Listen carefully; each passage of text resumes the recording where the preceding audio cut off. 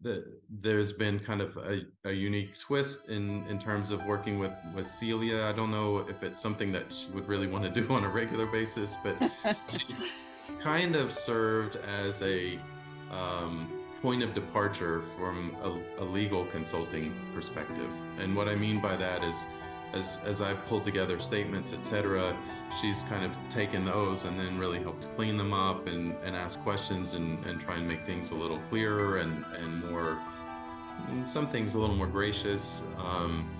And so she also charges less than the solicitor, who also you were able to help me get somebody at a really good rate. And so, there's some real benefits there, as I've watched my bank account hover near zero for a long time.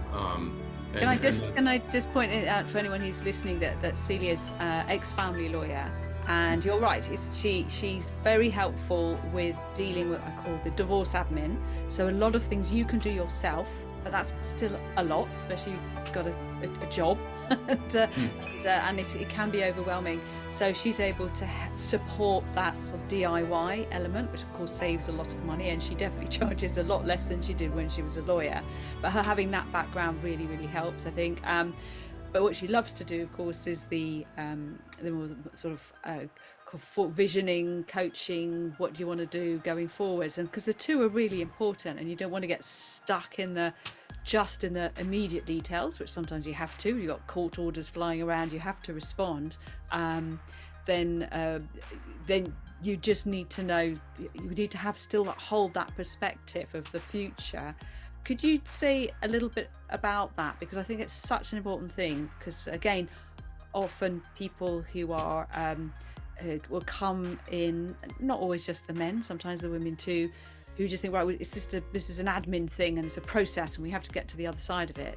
But it is actually important to hold a vision of particularly a hopeful vision when you've got a lot going on, because you can't just do it all left brain, can you? In even going through some of the ins and outs of the ways that Celia provided the legal support, I felt that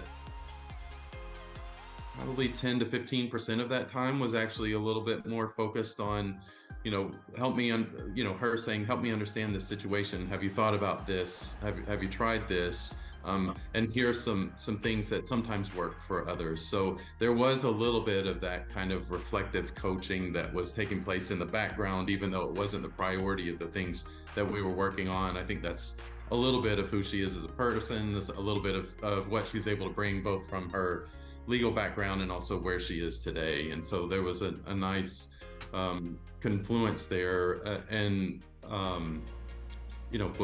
Time will tell, like where some of those things lead, but it was helpful both to see and think through what some of those challenges were legally, but kind of from the more, how do you make this work on a day-to-day basis, and whether that's talking about my relationship with my daughter or my ex, or how we might potentially be functional in the future, and if not, what are the bare minimums that you need to have in place. And so, yes, some of those things are very much required by the courts, but trying to think through the ramifications of different pathways that could be taken, I think was really helpful to get Brilliant guidance and feedback, because I'm not from the UK, and so that added, I'm sure, a lot of frustration to everybody that's been working with me, because the terms are weird and the process is a little bit foreign. I'm not even sure I know the process that well here in the US, but it's been